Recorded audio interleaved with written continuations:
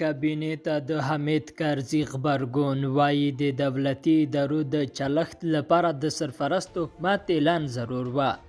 پخواني ولسمشر حمید کرزي د طالبانو لخوا د نوي کابینې اعلان ته په غبرګون کې ویلي چې د خدماتو د رایې او دولتي ادارو د چلښت لپاره د سرپرست حکومت اعلان ضرور و. کرزي ویلي افغانستان بډایه ټولنیز جوړښت لري. د ښځو په ګډون د هیواد هر وګړی په حکومت او واکمنۍ کې د ګډون او ولس ته د خدمت حق لري.